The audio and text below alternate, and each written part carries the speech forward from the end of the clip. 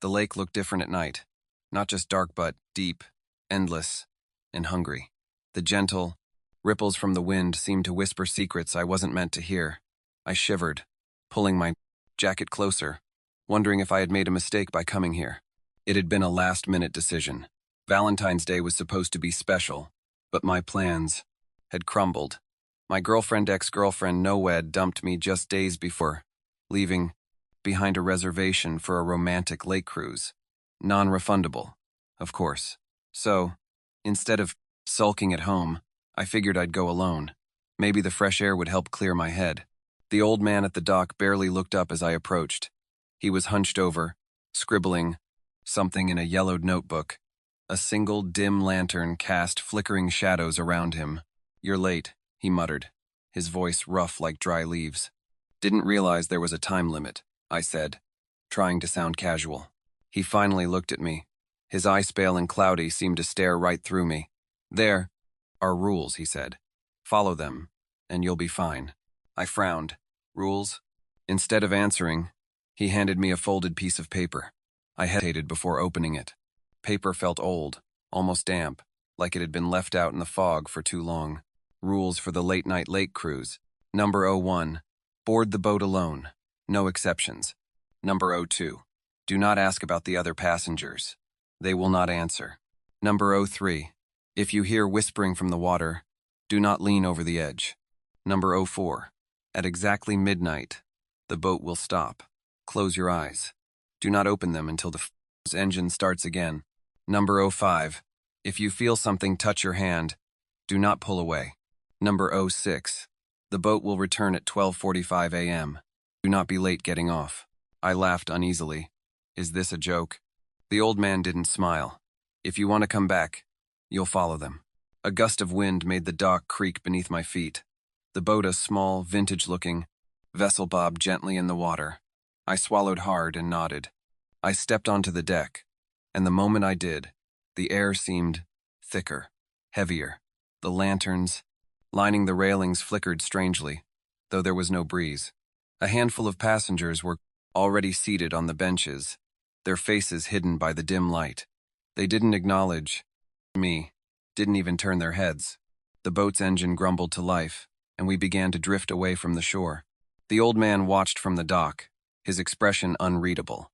"Remember the rules," called out, and then, just like that, the darkness swallowed him. The boat glided smoothly across the water, the engine's low hum the only real sound against the eerie silence of the lake. I settled onto a wooden bench near the stern, keeping my eyes on the dark rippling water. The other passengers, if I could even call them, sat motionless, their faces obscured by the dim lantern light. No one spoke. No one even shifted in their seats.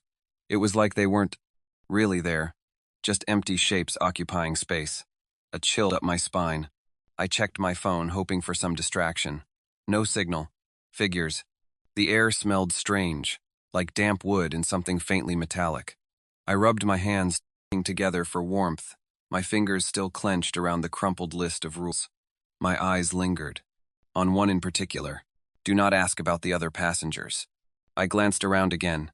Maybe they were just other lonely souls like me, taking the cruise for their own reasons. Maybe they had their own heartbreaks, their own lost valentine. But still, something felt wrong. A soft splash echoed from the water. My head snapped toward the edge of the boat. Something moved beneath the surface. At first, I thought it was just a fish.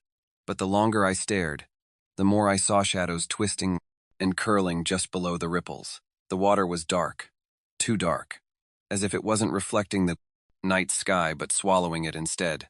Then I heard it. A whisper. My breath hitched. It was faint, almost lost in the gentle of the waves, but unmistakable. A voice, a soft, distant murmuring words I couldn't understand.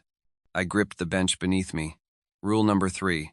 If you hear whispering from the water, do not lean over the edge. I forced myself to stay still, to keep my gaze fixed on the boat floor. My heartbeat pounded in my ears. The whispering grew louder. Not just one voice now, but several. Layers of sound, like overlapping echoes, rising and falling in an eerie rhythm. Some of the voices sounded sad, others angry, and one sounded familiar. My chest tightened. It was impossible, but I swore I recognized that voice. It was her, my ex. The voice was distant, distorted, but I knew it. The way she used to laugh, the way she'd say my name when she was half asleep. I clenched my fists. This wasn't real. It couldn't be real. The water splashed again, louder this time. My muscles tensed. The whispering turned urgent, like it was calling to me, begging. I squeezed my eyes shut. The moment I did, the whispering stopped. The boat rocked gently, the engine humming steady and low. When I finally opened my eyes, the water was calm again. The shadows beneath the surface were gone. I exhaled shakily and glanced around. No one else had reacted. The passengers sat completely still, heads bowed, faces hidden. They hadn't moved at all. I swallowed hard, gripping the paper in my hand until my knuckles turned white. This cruise wasn't just some eerie, late-night attraction. Something was very wrong with this lake. And I had a feeling we weren't alone. The boat drifted deeper into the lake, the shore disappearing behind a thick veil of mist. I tried to keep my breathing steady, but the silence weighed on me, pressing against my chest like a phantom hand. I checked my watch 11:45 p.m. Still an hour left before we'd return. The other passengers remained eerily motionless, their heads slightly bowed, as if in silent prayer. I shifted uncomfortably. Were they even real, or just some part of whatever was wrong? With this place, I needed a distraction.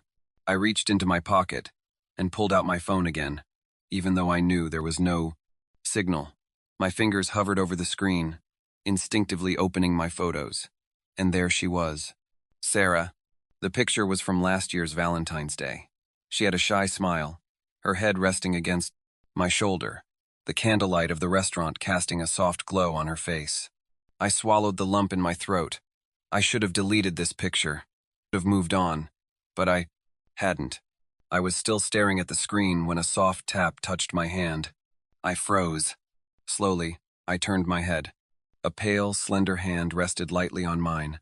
It wasn't mine. A woman sat beside me, but she hadn't been there before. My throat closed up. She was beautiful. In an unnatural way, her features delicate. Her skin almost too smooth, too flawless, as if she were made of porcelain. Her dark eyes gleamed under the lantern's glow, and she smiled a soft, knowing smile. I yanked my hand back, my pulse racing. Rule number 5. If you feel something touch your hand, do not pull away. I had just broken a rule. The woman's smile didn't fade, but something about her eyes changed. The warmth in them dulled, like a candle flickering out. You shouldn't have done that, she said, her voice like a distant echo. I tried to respond, but my mouth felt dry. Who are you? I managed to croak. She tilted her head.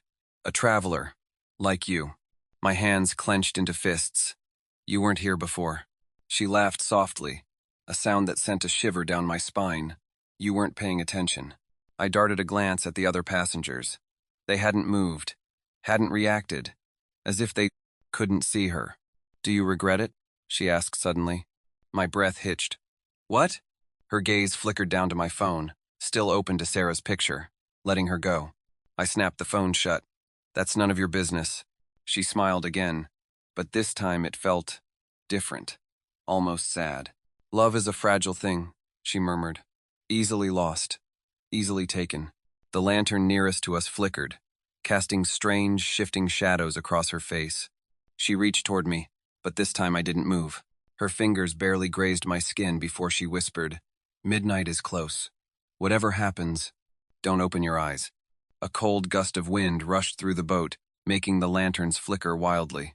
I blinked. Just one scene, she was gone, vanished, as if she had never been there at all. The boat's engine let out a sputtering groan. The lights dimmed. And then, the boat stopped. My blood turned to ice. Midnight had come, and I wasn't sure I could keep my eyes closed. The engine let out one final sputtering cough before it died completely. Silence swallowed the boat, thick and unnatural. The lanterns flickered once, then went out. We were plunged into absolute darkness. The air felt heavier now, like the atmosphere had thickened with something unseen. My breath came in shallow bursts as I gripped the wooden bench beneath me, my fingers digging into the damp wood. Rule number 4. At exactly midnight, the boat will stop. Close your eyes. Do not open them until the engine starts again. I shut my eyes so tightly it almost hurt. Something shifted in the darkness. It wasn't the wind. It was movement slow, deliberate. A presence. A faint creak echoed from the other side of the boat, like someone shifting their weight. My heart pounded in my chest. Each beat a desperate warning to stay still. Then, a breath, right by my ear. Warm, slow. I clenched my jaw to keep from screaming. A voice, a soft, almost affectionate, whispered, "You miss her, don't you?" I bit the inside of my cheek so hard I tasted blood. Fingers brushed against my arm, featherlight, tracing along my sleeve. My entire body locked up. I wanted to move, to jerk away, but I knew that if I did, something worse would happen. The presence moved past me, the air growing colder as it did. I could hear it walking now, slow, steps gliding across the deck. Then, another sound. A wet drip. Then another. Drip. Drip. Like water trailing from something that had just crawled out of the lake. The boat rocked slightly, as if something else had climbed aboard. I fought against every instinct telling me to open my eyes. A voice, different from the first, hissed near my shoulder. "Look at me. Number." I pressed my nails into my palms, forcing myself to stay still. Something heavy passed by in front of me. I could feel an unnatural weight. A disturbance. The air. It stopped directly in front of where I sat. Waiting. Testing me.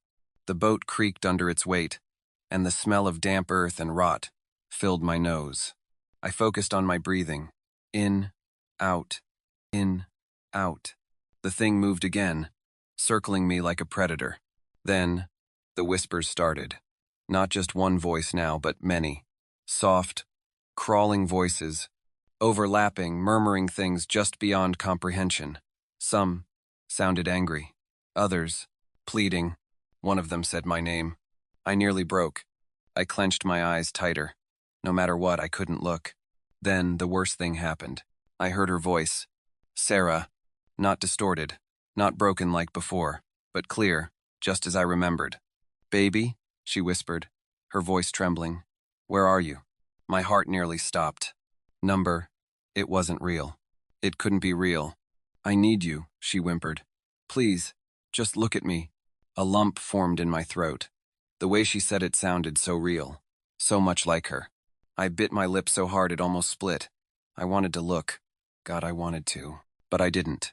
I stayed frozen, my nails digging deeper into my palms. The whispering grew louder, overlapping into a discordant chorus of voices. Some pleading, some laughing, some screaming.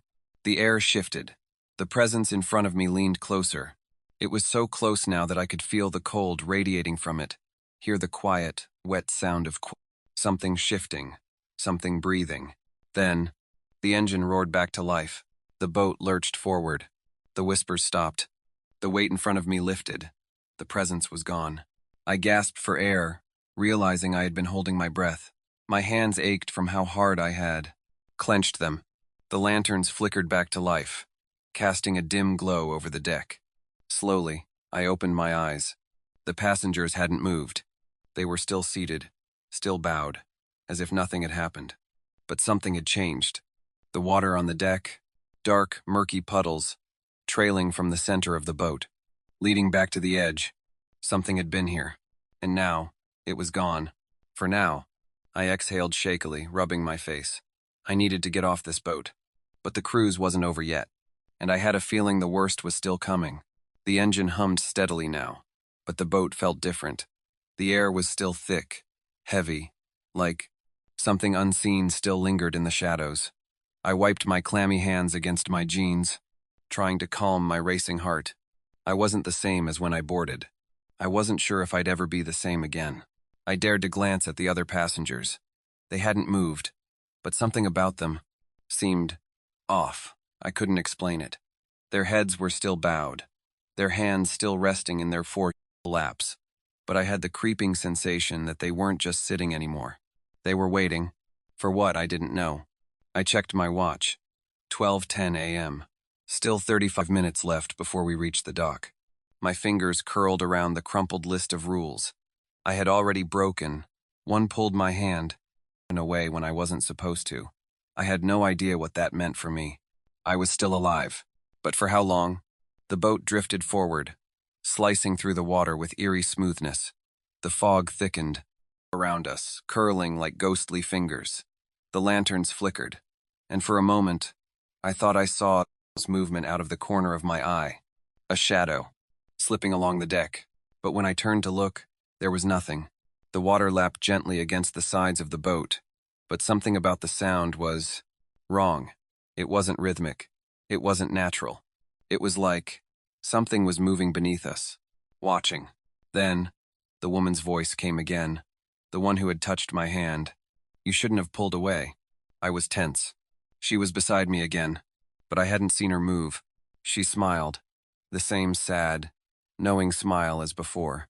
You feel it, don't you? I swallowed hard. Feel what? She tilted her head, her dark eyes glimmering. The lake. It's alive. I didn't respond, because deep down, I knew she was right. She leaned in slightly, her voice barely above a whisper. It knows you now, and it doesn't like when people break the rules. A cold shiver crawled down my spine. What happens if someone does? She just smiled. You'll find out soon enough. The boat rocked suddenly, and my breath caught. It wasn't a small shift. This was something hitting the boat. No one else reacted. The woman turned her gaze toward the water. It's looking for you. I gripped the bench so hard my knuckles ached. What is? She didn't answer. Instead, she reached out and gently touched my wrist. Her fingers were cold, impossibly cold, like they had been submerged in ice. And suddenly, I wasn't on the boat anymore. I was underwater. I gasped, but no air filled my lungs. Darkness surrounded me, thick and endless. Shapes moved in the coiling and shifting, never fully revealing themselves. And thin eyes, dozens of them, no hundreds, blinking open in the abyss, watching me. The water churned, and I felt something brush against my leg. I kicked, desperate to move, but the lake wouldn't let me. I was sinking. Something wrapped around my ankle. I thrashed, but the grip was unrelenting. Cold. Slimy. A face surfaced from the darkness below. Sarah. Her lips parted, but no bubbles escaped. Her eyes were wide, unblinking, filled with something I couldn't understand. I tried to reach for her. A sharp pain jolted through my chest. And then, I was back. Gasping, soaking wet. Still on the boat. The woman was gone. The other passengers hadn't moved. But my close-me hands were dripping with lake water. I clutched my chest, feeling my heartbeat slam against my ribs. That wasn't a dream. I had been down there, even if just for a moment, and something down there had touched me. The boat rocked again, another hard thump against its underside. Whatever was in the lake, it wasn't finished with me yet, and I still had 30 minutes left. The boat rocked again harder this time, the kind of impact that made my stomach lurch, that made my grip tighten on the edge of the bench. Something was beneath us. I wasn't alone in feeling it this time. The other passengers, still eerily silent, seemed to sway with the movement, their bodies shifting slightly, almost unnaturally. I wiped my wet hands against my jeans, but the dampness wouldn't go away. It clung to me, soaked into my skin like the lake had marked me somehow. A sharp whisper cut through the silence. She's waiting for you. I twisted toward the voice, but the woman, the strange, pale woman, was nowhere to be seen. The other passengers remained still, their heads still bowed. No one had spoken, and yet I had heard it. Sarah's voice. I clenched my jaw, shaking my head. Number. It wasn't her. It couldn't be her. The boat gave another violent lurch, and this time, something scraped against the underside. A slow, deliberate dragging sound, like claws raking across wood. I clenched the edge of the bench, my pulse hammering. Then, a hand slammed against the boat railing, pale, wet, fingers curling against the wood, nails broken and blackened. I barely had time to process it before another hand surfaced beside it. And then a head. Long, dripping hair clung to its face. Black, stringy, concealing whatever lay beneath. Water streamed from its form, pooling onto the deck as it pulled itself up. A strangled gasp caught in my throat. It wasn't just one. More hands surfaced, more shapes rising from the black depths, the water so dark it looked like ink spilled off of them, in thick, sluggish streams. One of them tilted its head, and through the gaps in its wet, tangled hair, I saw a mouth, a smile, too wide, too full of jagged, broken teeth. A sharp snap echoed through the air, and the boat suddenly tilted. Not a gentle rock, this was something pulling it, gripping it, dragging it down. My breath hitched as the deck beneath my feet slanted, sending water sloshing across the wood. The passengers didn't move. Not a single one of them reacted. I scrambled to my feet, grabbing onto the railing for balance. "Hey!" I shouted, my voice hoarse, raw with panic. "We need to move. We need to." A hand grabbed my ankle. I sucked in a breath, nearly losing my balance. Fingers cold, slick, wrong tightened around me. I kicked wildly, my foot colliding with something soft but unyielding.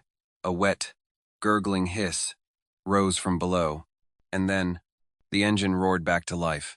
The boat jerked forward, lurching out of the unseen grip, pulling it downward.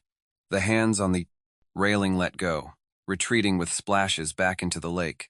The creatures, whatever they weirs, lipped soundlessly beneath the surface, disappearing like they had never been there at all. But I knew they had been. My leg burned where that thing had grabbed me. The lanterns flickered back to life. The boat's angle steadied. And just like that, everything was still again. Except for me. I was shaking, breathing hard. I looked at the other passengers. They hadn't moved. But for the first time since I boarded, I swore I saw it. The corners of their lips, curving upward, smiling, as if they knew something I didn't. I swallowed, forcing my gaze away. I checked my watch. 12:30 a.m. 15 more minutes. 15 more minutes until I could get off this boat. If I made it that long. The boat pushed forward, cutting through the water like a silent blade. The engine hummed, steadily now, but I no longer trusted its sound. Not after what had just happened. Not after what I had seen. I clenched my fists, my knuckles aching from how hard I was gripping the railing. My legs still throbbed where that thing had grabbed me, the phantom pressure lingering like a cruel reminder. I didn't dare check to see if it had left a mark. The passengers, they still hadn't moved. But I knew now. They weren't normal. That slight, knowing smile tugging at their lips, it hadn't been there before. It wasn't the smile of daughter, someone enjoying a peaceful late-night cruise. It was the smile of someone waiting. For what? I didn't want to find out. A breeze rolled across the deck, carrying the faintest scent of roses. I stiffened. That wasn't possible. The lake smelled like damp wood and decay, like something old and forgotten. But this scent was sweet, familiar. Sarah's perfume, the same one she wore on our last Valentine's Day together. My throat tightened. This was another trick. It had to be. A soft giggle whispered through the air. I spun around. No one was there. The passengers were still seated, still eerily still. The fog curled around the boat, thick, suffocating. Then I saw it. A figure, standing near the bow of the boat, barely visible through the mist. She was wearing red, a dress that clung to her body like silk, flowing and elegant, just like the one Sarah had worn on our last Valentine's dinner.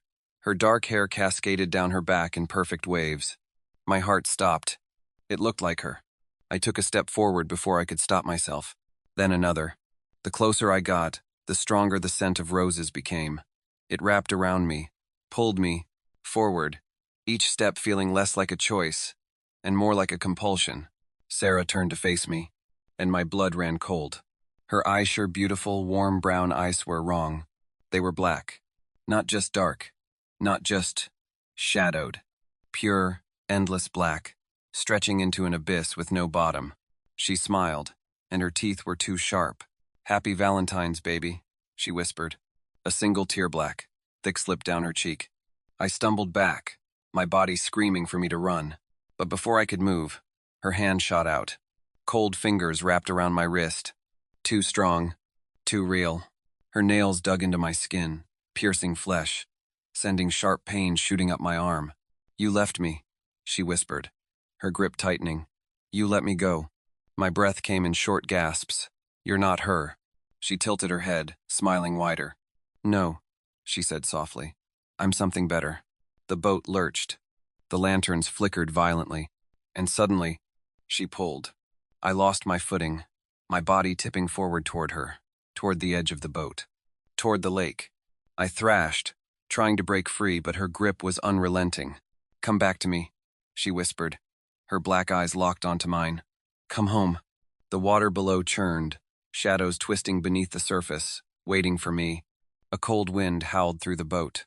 I was going overboard, and I didn't know if I'd be able to stop it.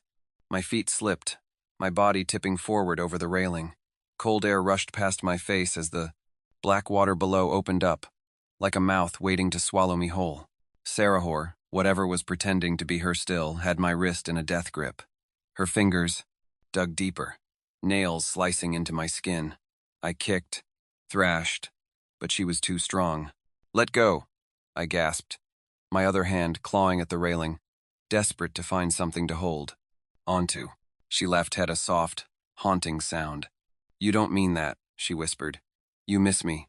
You want to be with me again." I sucked in a breath, my mind reeling. It wasn't her. It wasn't real. But the way she spoke, the way her lips curved into that half-smile, the way her voice carried the same softness, the same familiarity, it was almost enough to make me believe. But her eyes, those bottomless, black pits, reminded me of the truth. This thing wasn't Sarah. It was something else. And it wanted me in the water. The lake churned violently below. Shadows twisted beneath the surface, waiting. I yanked back hard, my shoulder burning from the effort. But she pulled harder. A sharp snap echoed through the air, and suddenly, the boat jolted forward. The engine roared, breaking through the dead silence like a lifeline. The movement was sudden, violent, and it was just enough. Her grip slipped. I tumbled backward, landing hard against the deck. My head cracked against the wood, sending a flash of white pain through my skull. The scent of roses still clung to the air, sickly sweet. I blinked up, my vision swimming, trying to refocus. Sarahor, the thing that looked like her, stood at the railing, staring down at me. Her smile was gone. Her black eyes flickered, almost in confusion. She reached out again, her fingers twitching, but then she vanished. Gone, like she had never been there at all. Only a puddle of black water remained where she had stood. The rose petals stretched from my doorstep into the woods, too perfectly placed to be an off-eder accident. The air was unnaturally still, heavy with silence, as if the forest itself was holding its breath. Halfway in, a note was nailed to a tree. "Follow the rules or don't come back." My breath caught as I noticed the footprints around me, too large, too deep, and closing in. I've never been the kind of person to believe in ghost stories. Urban legends, horror movies, whispers of cursed places were just entertainment to me. I always thought fear was something the mind created, something that only had power if you let it. But fear is real, and I know that now. I live alone, in a house at the edge of a dense forest. I like the isolation, the quiet. No neighbors, no traffic, just nature. I work from home, so I don't have to go into town often. And honestly, that's the way I like it. No distractions. But tonight, as I stood on my front porch, staring at the rose petals leading into the woods, I realized something I had never considered before. Maybe isolation isn't always a good thing. The petals stretched out in a perfect line, vibrant against the frost-covered ground. They started right at my doorstep, as if someone had carefully placed them there just for me. A Valentine's prank? Maybe. But that didn't make sense. I hadn't spoken to anyone in weeks. No visitors. No friends dropping by. And yet, the petals looked fresh. Not scattered by the wind. Not crushed underfoot. They led into the darkness, between the trees, disappearing into the black void of the forest beyond. Something about it made my skin prickle. And then I saw the note. It was nailed to a tree just beyond the tree line, slightly curled, fluttering despite the still air. I hesitated. Then slowly, I stepped forward. The cold bit into my skin as I reached out, peeling the paper from the bark with stiff fingers. Ink was smudged, But the message was clear. Follow the rules or don't come back. My stomach twisted. What rules? I turned back toward my house. The porch light was still on, glowing warmly in the distance. But somehow it felt far away. Something inside me told me to turn around, go back inside, lock the door. Instead, I took another step forward. The deeper I walked, the quieter the world became. At first, I didn't notice. But after a few minutes, the absence of sound became suffocating. No rustling leaves, no chirping insects, not even the distant hum of wind through the trees. The silence felt alive, pressing against my skin like something was watching. I swallowed hard. The rose petals beneath my feet still looked fresh, unnaturally so, despite the cold. The scent of roses hung in the air, thick and cloying, too strong. It was starting to make me feel lightheaded. Then I saw another note. It was wedged between two twisted branches, as if someone had carefully placed it there just for me to find. I pulled it free, my pulse hammering as I read the words. You're already breaking the first rule. My breath caught. What first rule? I spun around, suddenly desperate to see where I had come from. But the trail of petals behind me was gone. My chest tightened. That wasn't possible. The petals had been there. I had been following them. Now, there was only untouched forest behind me. No sign of the path I had walked. I took a step back, my boots crunching against the frozen ground. A wave of dread crawled up my spine, slow and suffocating. Then, I saw them. The footprints. Not mine. Too large, too deep. They weren't leading away from me. They were circling. A cold sweat broke across my skin. I wasn't alone. I turned sharply, my breath coming too fast, fogging in the frigid air. My eyes darted across the trees, searching for movement. But there was nothing, just the darkness pressing in. My fingers curled into fists. I needed to get out of here. I turned back toward the path, and that's when I saw another note. It was nailed to a tree just ahead. It hadn't been there seconds ago. The paper trembled slightly, though there was still no wind. I didn't want to touch it. One more minute. But the thing wasn't letting me go. Its arms stretched, reaching, twisting around my legs. The weight of them dragged me down, the wood beneath me creaking. It was trying to pull me under. I fought, kicked, clawed, but it was too strong. The dock was so close now. 30 seconds. I reached out, my fingers scraping against the wet deck. If I could just... The boat slammed against the dock hard. For a split second, everything went still. And then, a voice. Not from the lake. Not from the passengers. From the old man. The cruise is over. The creature let out a horrific wail, its faces twisting in agony. The weight lifted from my body, the arms recoiling like they had been burned. I sucked in a sharp breath. The passengers stood up at the same time, their movements eerily synchronized. And then, they stepped off the boat, one by one disappearing into the fog. The creature in the water shrank back, its shifting faces contorted in something like rage.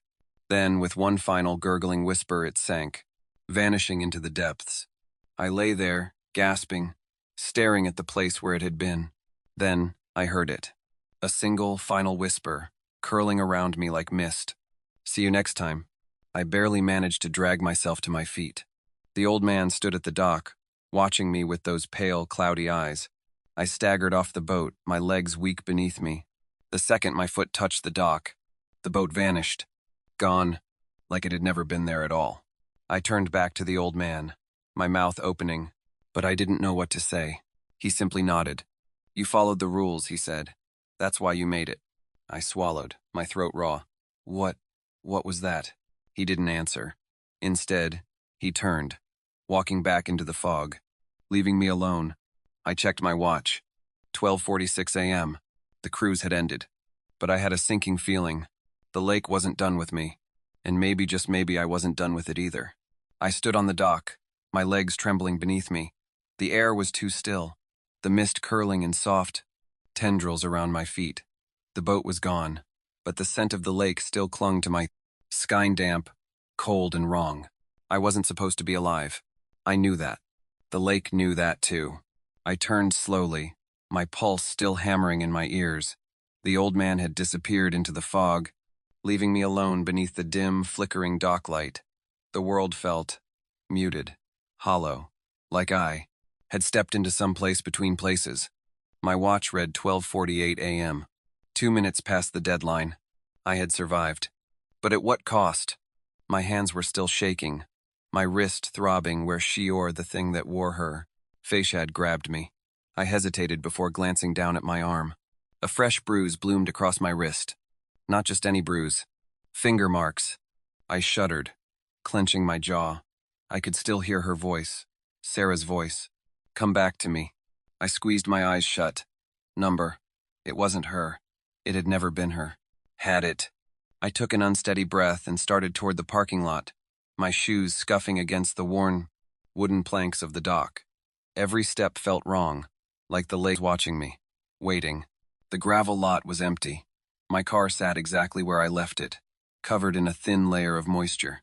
But something about it felt off, like it had been waiting too. I fumbled with my keys, my fingers numb as I unlocked the door.